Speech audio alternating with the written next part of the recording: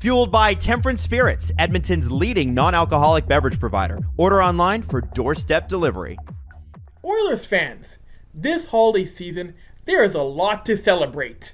And Temperance Spirits has you covered, curating the best non-alcoholic beverages to keep the party going into the new year. As a small Edmonton-based business, Temperance is rooted in community and bringing people together. Available online, enjoy fast local delivery to your doorstep in the greater Edmonton area. Whether you're hosting this year's holiday party or looking for the perfect gift, Temperance Spirits is your go-to source for celebrating without the buzz.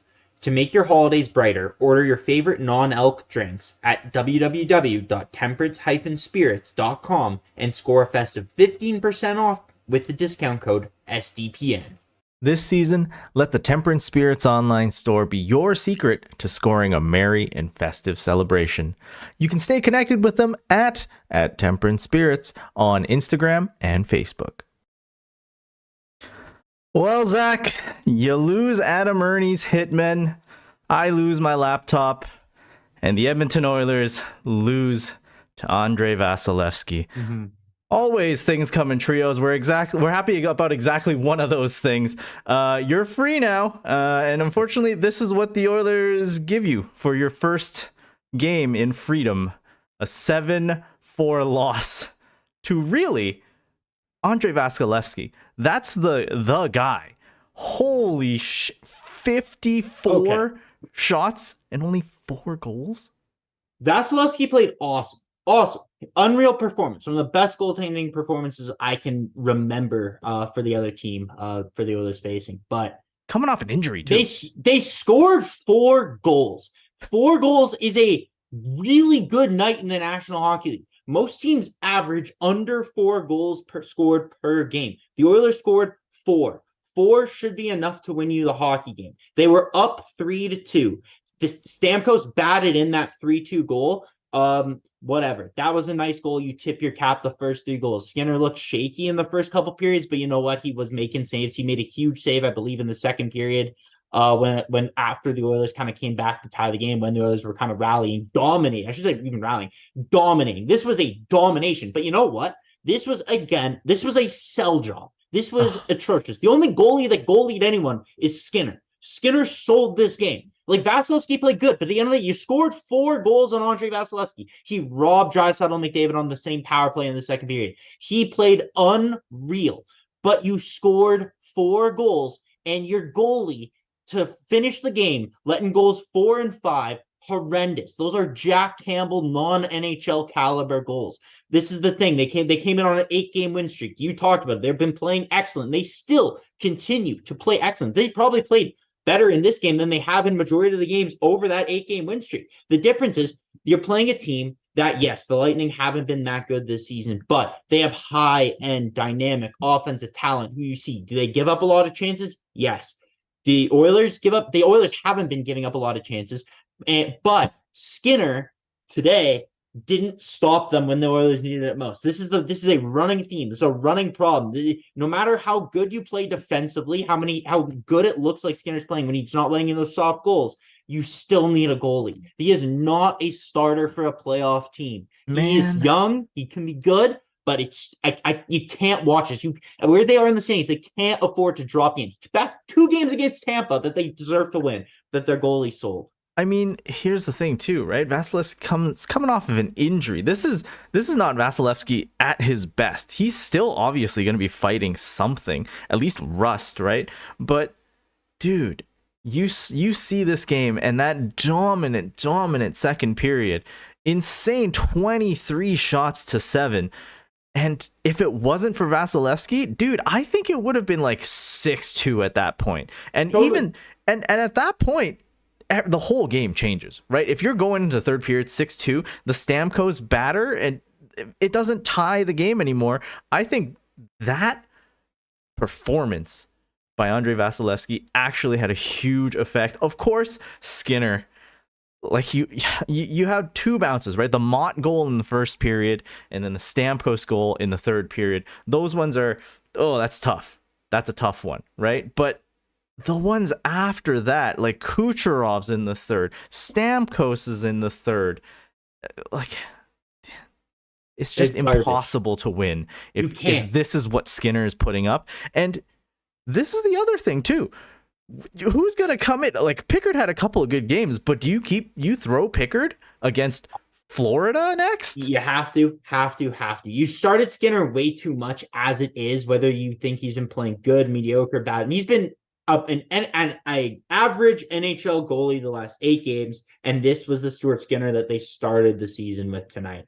Like, I agree with you that yes, Vasilevsky played a huge role in this game. The Oilers could have easily been up 7-1 in the second period, but other teams have good goalies. Good teams have good goalies. The Oilers are one of the few the Oilers are, regardless of where they sit in the standings, a really, really, really good team. I genuinely believe they're a top 3 team in the NHL. They are really good. There's a few problems on the roster, but again, the great equalizer, the thing that's been biting them in the ass this season more than anything, is goaltending, right? Other teams have goalies. You're in the West. Let's say they're in a wild card. They flip out of the Central. They end up playing Dallas in the playoffs. Dallas has Jake Ottinger. We saw what Jake Ottinger did in the playoffs to Calgary. We can't. You can't. Jake Ottinger's gonna play good if you play him in the playoffs.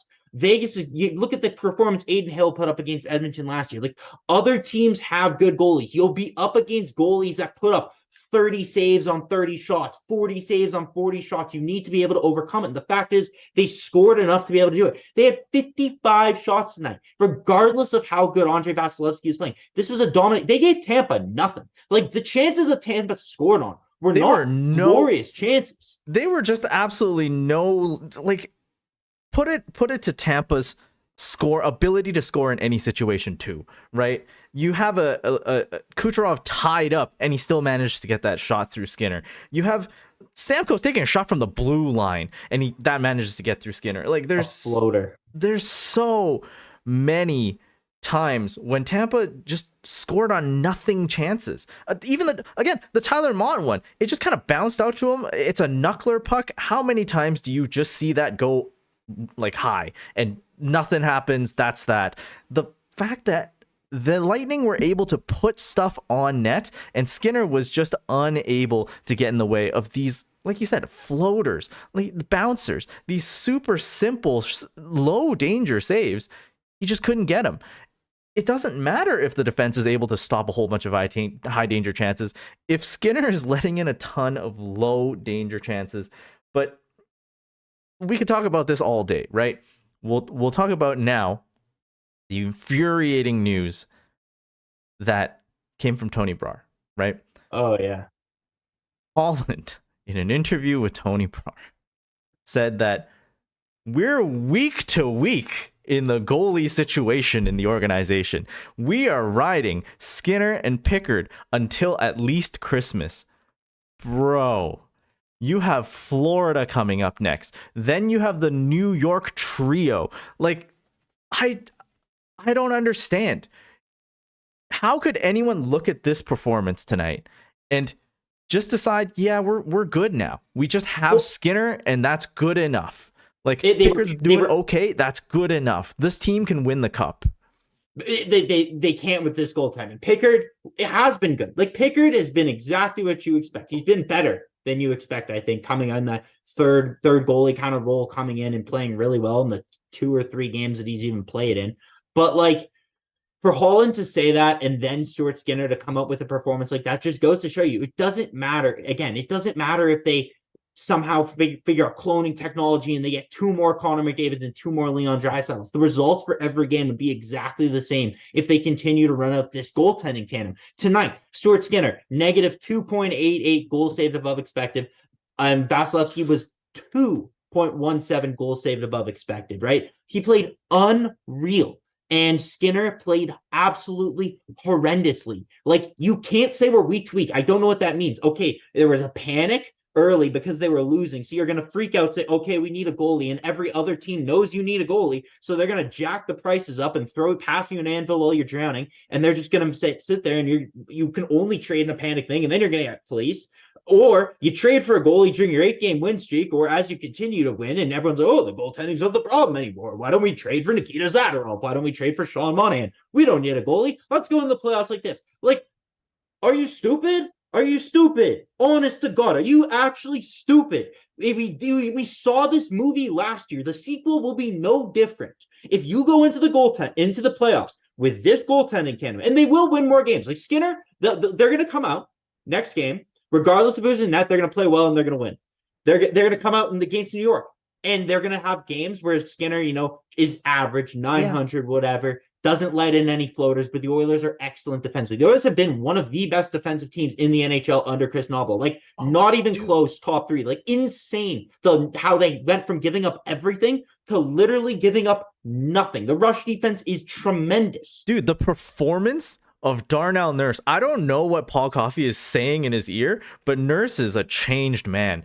Dude, he's looking incredible. Obviously scored tonight, but he had so many chances that took away Tampa, like on 2-on-1 rushes, bringing in his backside, taking guys off pucks. Like, Nurse looks incredible this season. Some of the best hockey Nurse has played in his entire career. Like, Darnell Nurse, since he's been got hit in the puck, hit in the face with the puck, has been Norris caliber. Evan Bouchard, honestly, is a top 3 defenseman in the NHL. His poise with the puck is like nothing I've ever seen on the Oilers blue line, ever. I've never seen a player can move like that.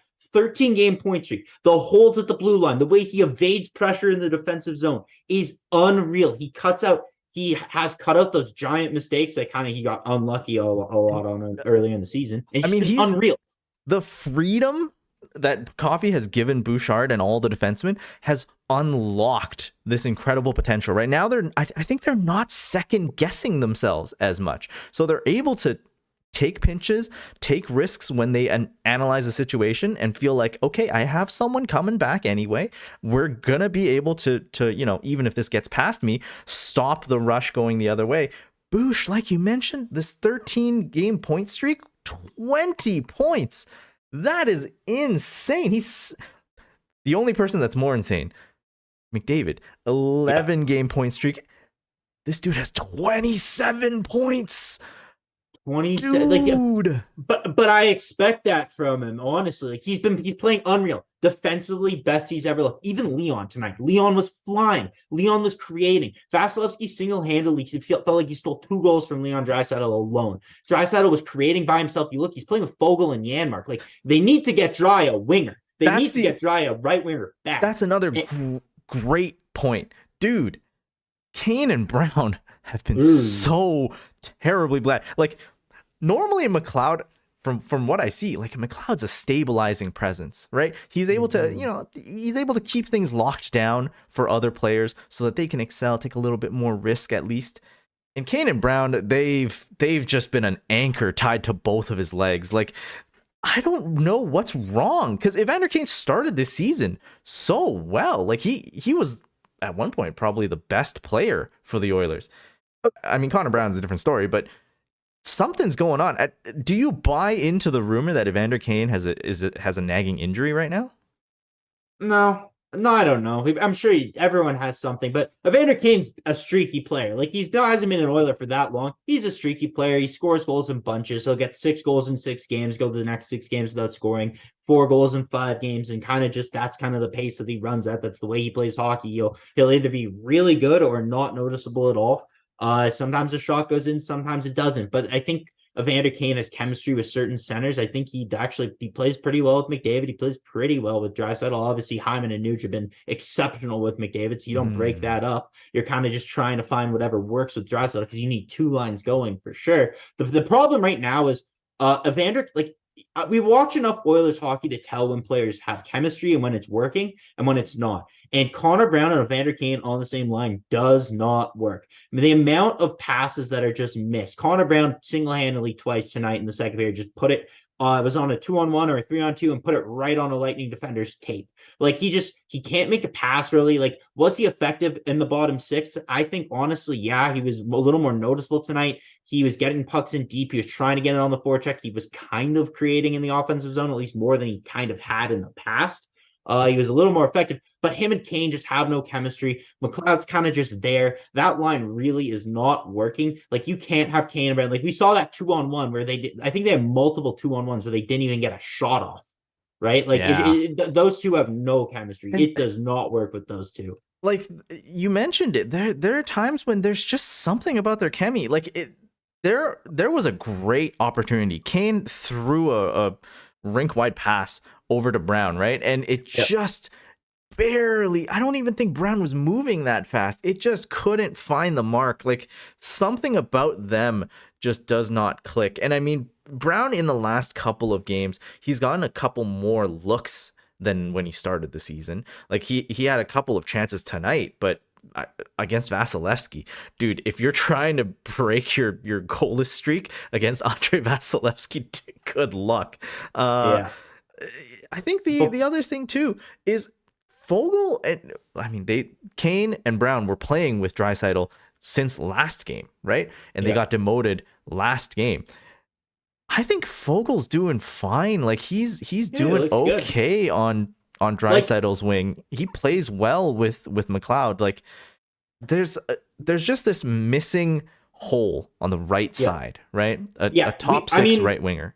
We know what Foegele is, and we know what Janmark is, right? Listen, you can't expect exceptional top end talent playing with Leon Draisaitl. Obviously, like, outside of, the two guys that you would put with Draisaitl, if you broke them up, like use Hopkins and Hyman and have one with Dry, one with McDavid, then obviously you could get a little bit more balance that way. But like, the way they have the lines built right now, like, when you have Janmark and Foegele with Draisaitl, you know what you're going to expect. You're going to get really hard forechecking. You're going to get a lot of effort. You're going to get Janmark probably fucking up and messing up on killing an offensive zone possession a couple of times here and there. But you know what? It's better than what it's been with Kane and Brown. Like, there just hasn't been that chemistry with Draisaitl lately. Before we continue on, I just want to say we got 60 people watching. We got Mick Nader, MGD, all the regulars. I saw Swoosh earlier, David W, Bovada, Paul, ton of people in chat. You guys want to go ahead, hit like. Wise Kyle's up there. We'd really appreciate it. Yeah, this game sucks to lose. Oilers obviously deserve the win. They've been playing excellent for the past 14 games now. It just kind of hasn't gone. This one didn't go their way. They got shitty goaltending, but you know what? They're still in they put themselves back in a decent position. We have to be really thankful for that.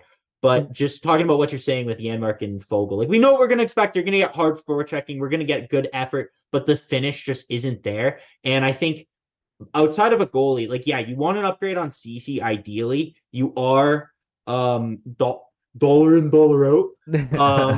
But you need a right winger that can play in your top six with Leon Draisaitl. Like, a Jordan Eberle would be wonderful. 50% retained Jordan Eberle would be absolutely wonderful. But like, until you get a goalie, I can't even entertain the idea of making other trades. You know what I mean? When you have a glaring problem, when the house is on fire and you're busy watering the plants, it's like, hey, there's a better thing you could be doing right now.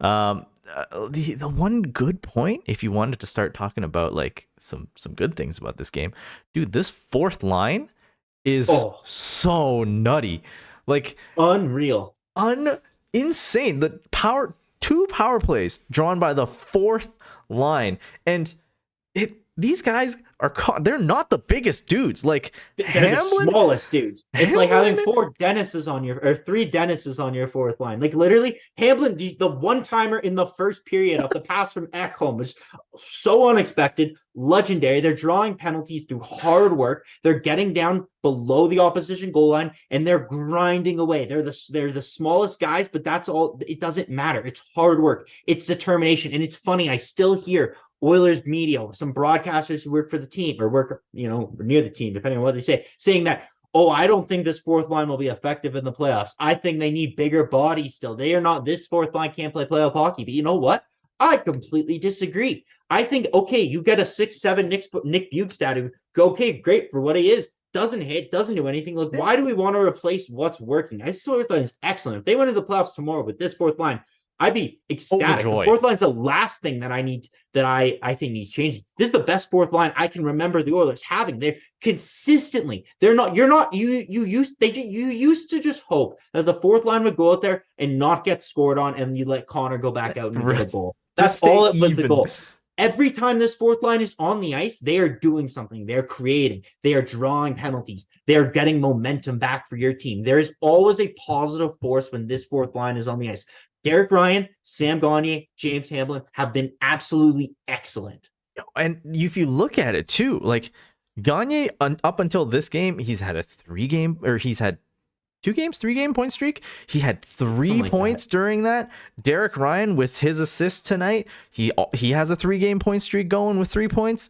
It's nutty, and it's not just offensive zone too. Like there was a play where Derek Ryan and Vinny Desharnais was stuck behind Skinner. They were just trying their best to hold Tampa back, and they were against the top line of Tampa Bay. Like they were putting in the effort, and it results in that Hamlin breakout, and Calvin DeHaan has to take a penalty on him. Like when the entire Tampa first line is so gassed that your center on the fourth line is able to make a breakout, and they have to go, holy, if I don't hold this guy back, there's a high chance it's going to be a high danger breakaway.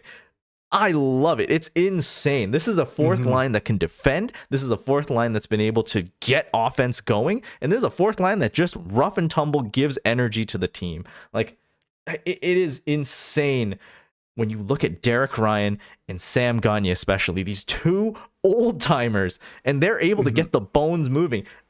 Again, they got crushed against the boards a couple times tonight. Gets back up, no harm, no foul. We're gonna keep playing. Like I'm in love with this fourth line. I hope they never break it up. But if you don't break up the fourth line, you don't break up the first line. What are you gonna do with the chemie on this second and third line? Well, this fourth line is a line that you could tell that Nobla every single game is gaining more and more trust with. They're playing 10 minutes only, on average, but it's a really noticeable 10 minutes. It's not like going out there and watching Adam Ernie do nothing and shit his pants for 10 minutes. You're going out there and again, like we said, they're making hits. They're making plays. They're not the biggest guys. They're still getting in there. They're still making life hard on Andre Vasilevsky. You saw the only scrums that came from in this game were when that fourth line was on the ice. When Brett Kulak and Vinny Desharnais were on the ice. This fourth line is excellent. Also the thing is, I think these guys work well together. This is a line that, I get that you want to kind of shuffle up that middle six, but I wouldn't touch this fourth line. Like we saw Sam Gagner try and play with Connor McDavid, and while he has that offensive skill, that instinct is still there. That from that 7th overall pick, they're not fast enough. Yeah. These guys are all similar skaters, similar builds, similar players, and they work well together. This is something that I don't break up. I keep as long as they're rolling, and they are still rolling. They are winning the matchup, and they aren't just winning the matchup against the other team's fourth line. Knobloch trusts them out against Tampa's top players, and they did well. They did really well. Like the Stamkos goal where he batted out of midair and tied the game. Out of the four. The one where he tied the game up by batting the rebound out of midair. Like I believe they sent out the third line because they just got on the ice when Stamkos scored that goal. But after the third line got one shift back out there, the fourth line went out. And that's a lot of trust. It's a tie game situation, and you're sending your fourth line after there was a decent break, and the first and second lines could have clearly gone onto the ice. No, we're gonna send out our energy guys. We're gonna try and get a little bit of momentum, maybe fish for another penalty, right? But at that point in the game, too, third period. It's a tie game. The refs aren't going to be just giving out penalties unless it's something egregious. Like I feel I'm still insanely happy about how the team has played, but tonight, that third period, it just puts such an ugly, terrible taste in your mouth. It was again, the team played excellent. Like we can sit here and say, okay, Kane and Brown don't work well together, but like at the end of the day, you can get by with that line. Like again, I believe the Oilers tied a club record for shots. They had 56 shots in the game according to NHL.com. So that I believe that's a franchise record, or at least ties the franchise record. Something like that. So yeah, like they played well. They will win way more often than not with just playing like this, playing like they have over the last 9 games. I just saw this on Twitter that Zach Lang just tweeted out a quote from Stuart Skinner's press conference, and he just said, like, I think the guys played a heck of a game. Nobody in the room should be except for me, to be honest. I think that I ended up kind of losing us the game. That's something I'll take on, and I'll be better for it. I think these guys in here should be real happy with how they play. So again, like they know, every person in that dressing room knows what happened. They saw that Stamkos goal go in. Like, that just so weak. The Kucherov goal where CC, like him or hate him, he tied up Kucherov. Like, he did what he had to do. He did his job. All Skinner had to do was be set and be ready and just not be caught sleeping. And he was. And it's a consistent theme. In games that they win and games that they lose, you're always nervous. Like, there's always something. It's never just smooth sailing.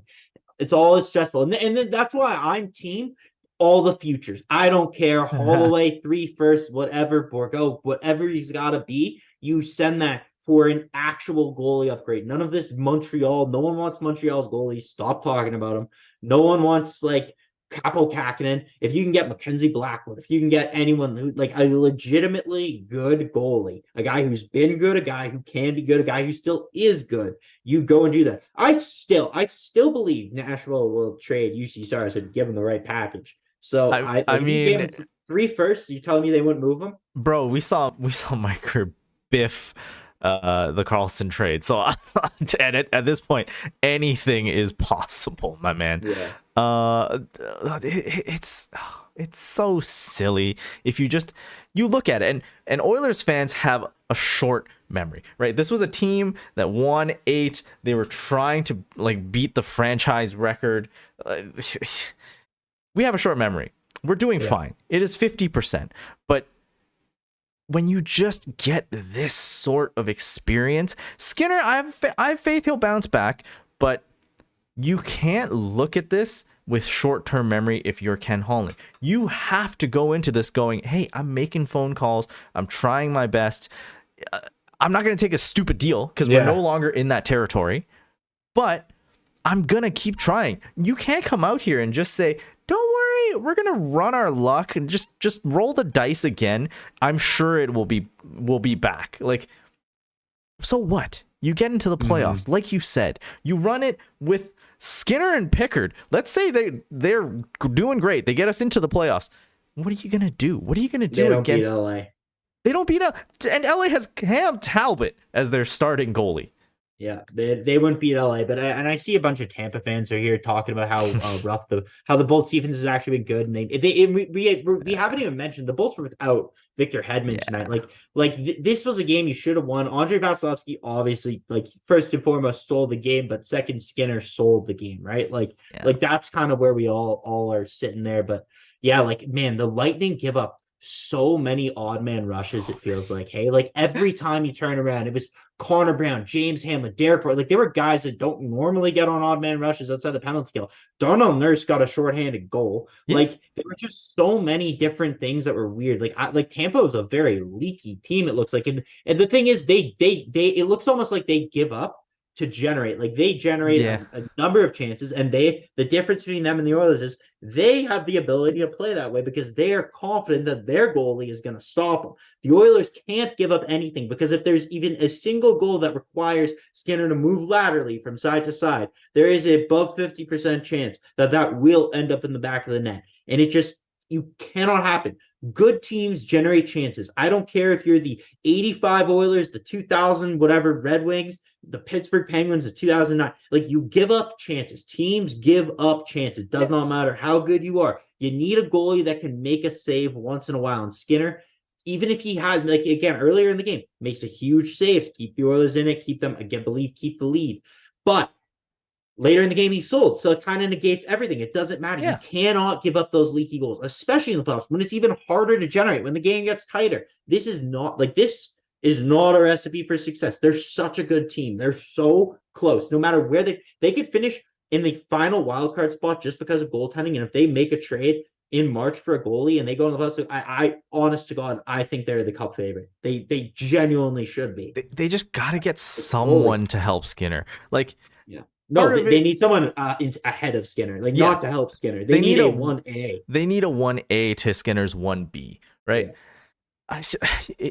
If you look at Skinner and taking ownership of it, I don't want to attack the guy, right? This is not Stu willingly, I hope not No, willingly I throwing the game. Of course, but of course. he has to be better, and it's hard for him to be better if we're constantly riding him when he's honestly just a 1B. Like, he's still a young goalie. We need someone to take minutes from him, and Yeah. unless something happens in the front office, it doesn't look like we're getting this help. Like, I think they will. I think eventually they will. It's just sooner rather than later. When you have the start that you have, or you need it sooner rather than later. When you have the start that you have and you're 2-9-1, you cannot afford to lose games, or you dominate. Like, you can't afford to lose these games.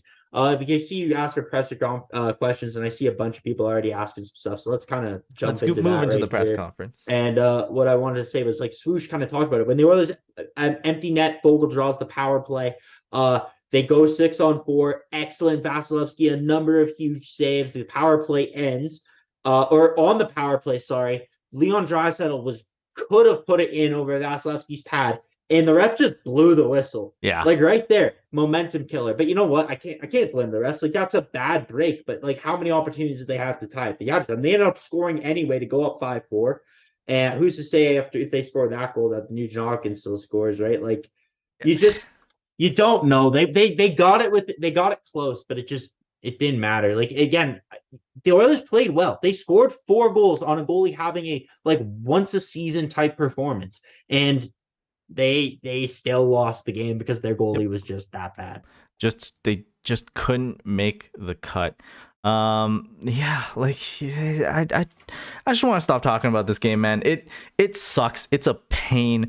But let's get into the press conference. Yeah. First, like, we'll start with some easy ones. We'll warm you back up after a day off, after a little bit of boozing and perusing, I'm sure, from your semester ending. We'll start with Micanator's question. What goalie do you want to go after? Who do you want to see in the net? You've mentioned none of Montreal's 3. Mm-hmm. Dream is UC Soros. Oh yeah, dream is UC Soros, still is. I don't care what anyone says. I still believe. I mean, Nashville's in a playoff spot, honestly. So I guess I should hold off on that, even though I still believe they would trade him. But maybe it's Yaroslav Askarov, who's not proven, and that'd be a very, very risky trade. But he's still worth all the futures. It's one of the best goalie prospects in the last 10 years, and he's just sitting there, playing for I believe Bridgeport, just sitting there, just waiting to play in the NHL. But Nashville's got a really good goalie, and he's not going anywhere. So who knows? Yeah. There's obviously, you never know. Like, could John Gibson be had? Is he still good? Who knows with that one? Mackenzie Blackwood is a great option. Elvis Merzlikins is on the IR.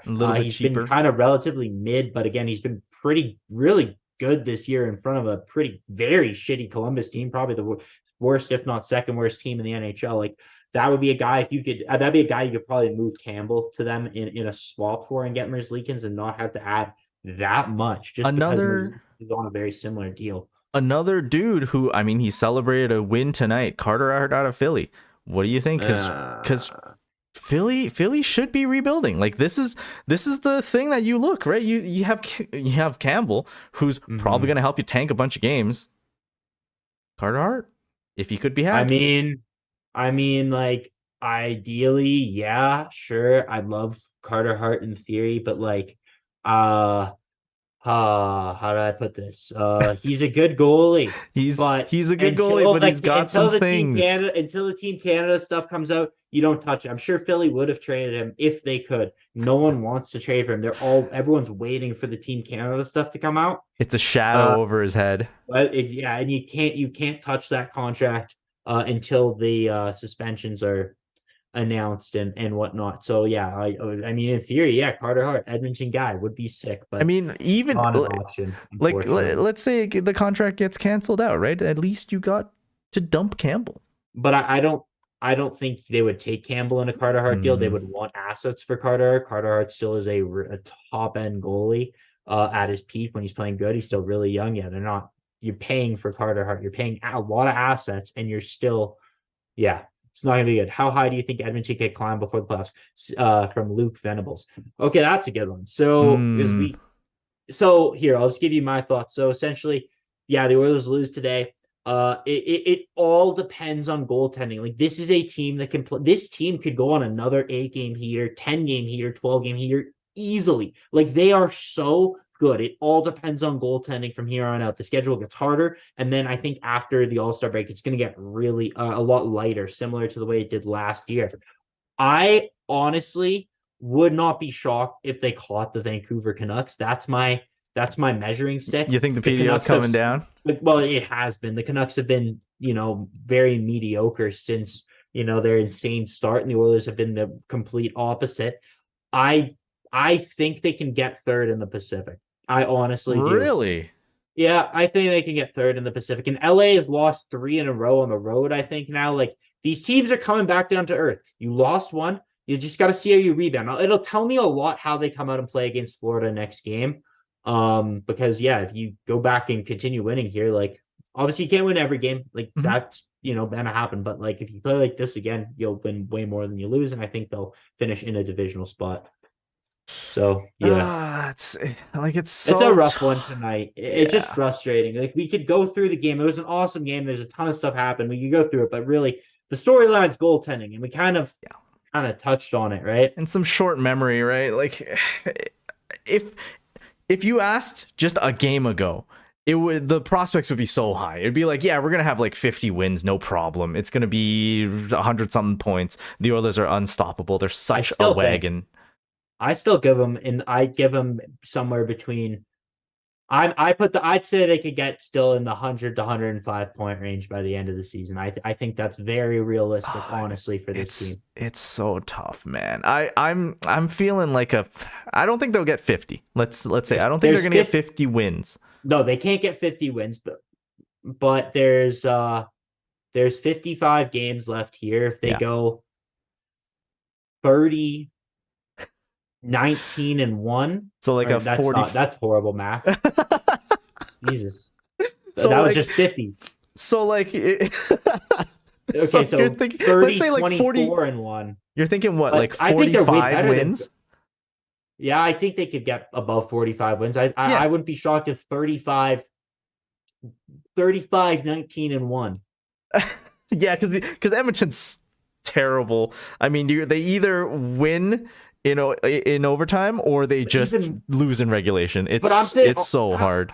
Now I'm keep going back on my thing. Like, I'm saying 39, 15-1, or 39-14-1. I can't do the math that well. I'm throwing in the towel. No more math on stream. Yeah, no more math on stream. Embarrassing myself. We'll finish with this one. MGD addressed it to me, so I guess I'll take this question. With John Tavares getting his 1,000th point recently, do you think that McDavid will get his 1,000th this year? He's currently at 888 career points. He's drafted 6 years after Tavares. I mean, the guys on SDPN talked about it for a little bit. Connor McDavid's insane. He's gonna catch Corey Perry, a guy who's done. His career's done. He's already caught Brad Marchand. Insane. Like, he's in the greats territory already, and this is a player who's just getting into his prime. Do I think he's gonna hit 1,000 this year? I don't. I think he'll be a little bit shy of that. Yeah. I'm thinking like, I would like him to. I love him to, but I don't think it's realistic to happen. I mean, if you ask anyone, if you interview Connor McDavid, it's like, hey, does this mean something to you? You're gonna get close to 1,000 points. You want to do it this season? Dude doesn't care.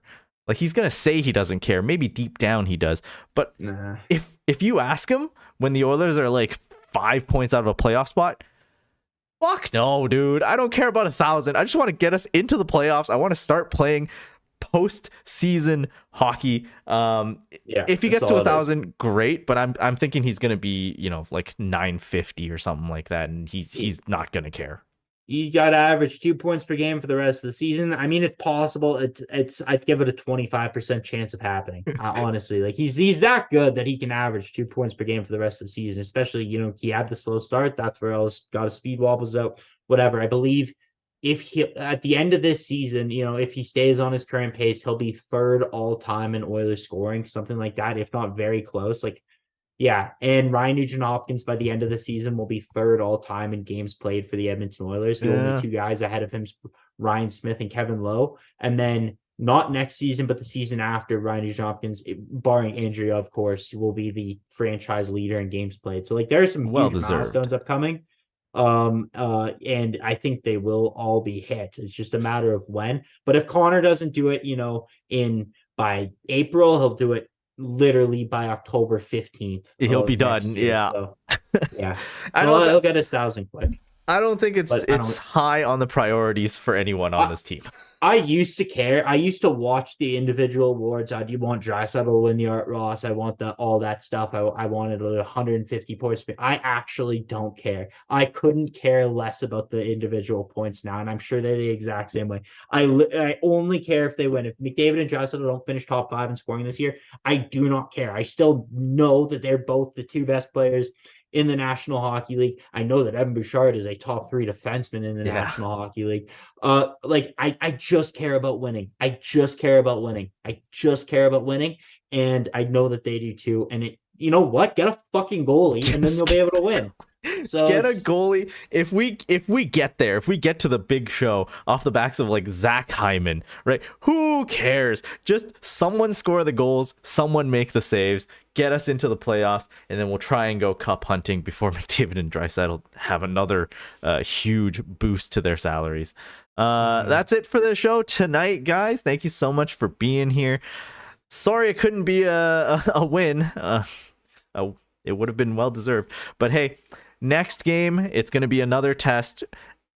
Good Florida teams coming into town. It's Saturday. It's an 8 p.m. Mountain Time puck drop. Zach and I will be back for that show. Tune into Game Over Edmonton. Zach, where can they find you? You can find me at ZWheel97 on Twitter, bitching about the Oilers goaltending. Dennis, where can they find you?